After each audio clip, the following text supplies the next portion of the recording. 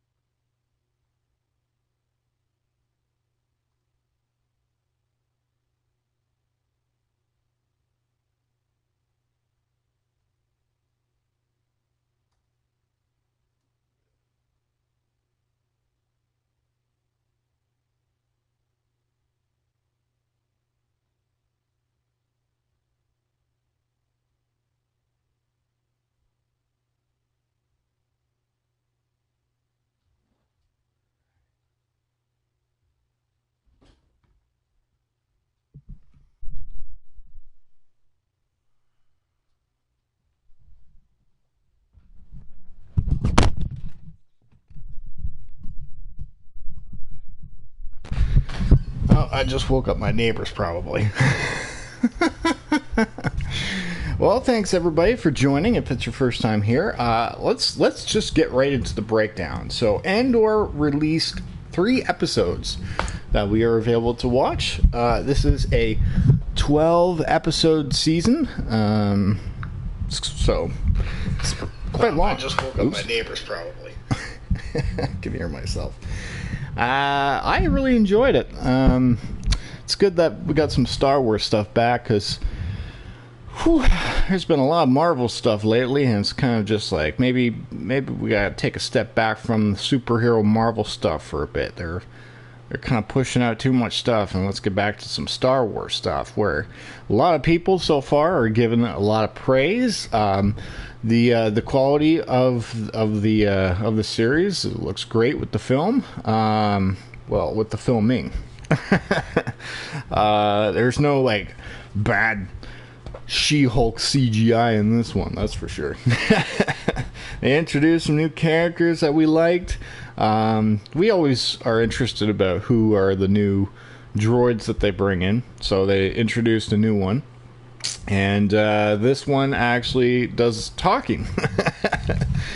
So we actually got and he's got a stutter. So it's like an old machine that, well, it kind of just likes this little vacuum cleaner almost. Well, it's not like one of those Roombas. It's like a big square almost for this robot. I can't remember what the robot's name is. I think it's like BB BB Emo or something like that. I don't know what it's called. Either way, he talks. He stutters when he talks. And the puppeteering, they just do a fantastic job with them. So we got to see a brand new droid introduced. So I'm sure that will be a hot seller when it comes to their items and that. First episode, this series, you kind of have to figure out what's going on for the first few episodes, right? You don't really know what the point of the series is, and then all of a sudden we get a little, basically they show off this little Imperial box. That's basically, I think, what the plot of the series is going to be. Is they have stolen an Imperial thing that can track like tons of basically it's a big Imperial tracker, I think. That way they can find all the locations of things. Still they haven't really like described too much. They get into it in the third episode of what it's supposed to do more of. But basically the first episode is him being paranoid. I forget what the guy's name is. I think it's Cassie, or but he comes from a different homeworld, and it goes back and forth to the flashbacks of where he comes from. And basically, one of the plots that they set up in here is he's trying to find his sister. You don't really know too much about like if he's telling the truth or not, because he's very paranoid. But then we start seeing some flashbacks of him and his sister on their home world, and basically an Imperial ship crashes down, and all the Imperials die with the crash site. So they go investigate it, and then there's this girl that basically finds him at the crash site, and he's all paranoid, and he can't talk English at the time. So that explains his accent. And then basically the girl takes him with him to their home world, and basically she's his adopted mother, basically. That explains why he has the accent. So gives you a little background story of where he comes from, but obviously he was taken away from his home world, so that was the last time he got to see his sister. So it seems like there's now going to be this long search for 12 episodes. Jesus, I need a new tripod. For 12 episodes of him basically trying to find his sister. Who knows if they will find her or not. So the first episode, basically you get him going to see basically his ex-wife, I believe. And she's already with a new partner, so this guy's already paranoid of him because former ex. But I don't think that she actually told her new boyfriend that they actually were together.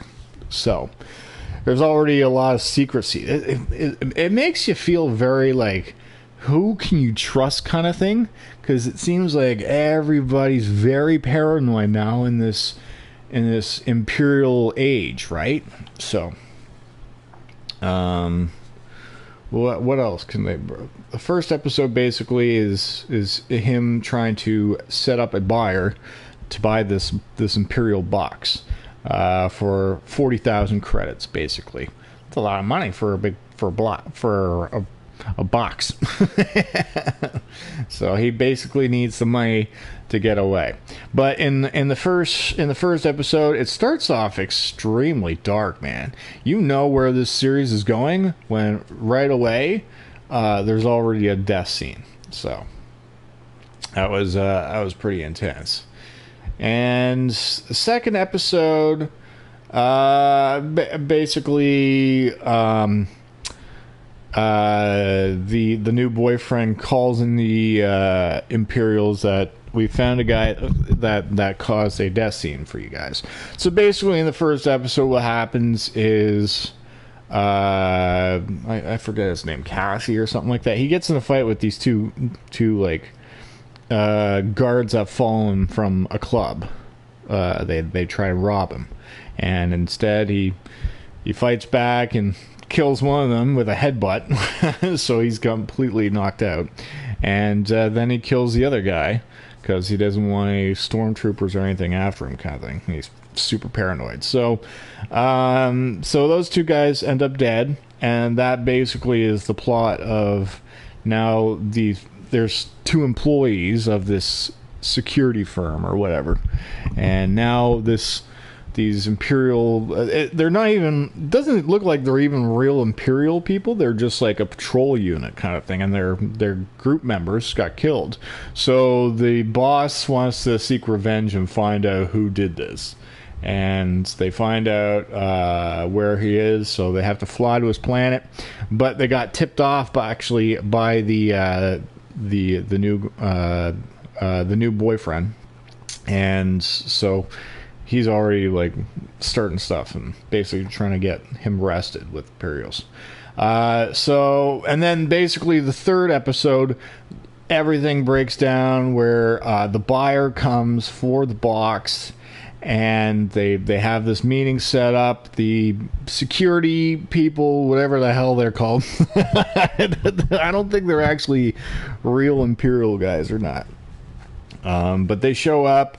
They try and corner him and the buyer, and they try and they try and shoot him down there. So they get in a little firefight. The box is left behind after the whole building gets collapsed down with like a bunch of wheels falling from from the ceiling, metal chains everywhere. So supposedly the box is probably destroyed by the wreckage. Who knows? It probably is going to find they're going to find it somewhere in the Rebel or something like that. And basically him and the buyer go off, and they are basically, I think he's trying to recruit him to the rebellion. So I think that's how it starts off. Other than that, like, I have no problem with this series. I actually enjoyed sitting down, and it takes a while for you to understand, but it makes you intrigued to find out what's going on here, where is he from, how did all this stuff happen. So it keeps you intrigued. That's a great thing about this. For me, I'm going to give this an 8 or a 9. It was enjoyable to watch. You know, it's I still think the Loki series probably was still top this. I don't think anything's beaten Loki on Disney Plus for a while, but that's my thoughts on Andor. I'm giving it 8 out of 10 so far. I'm digging it.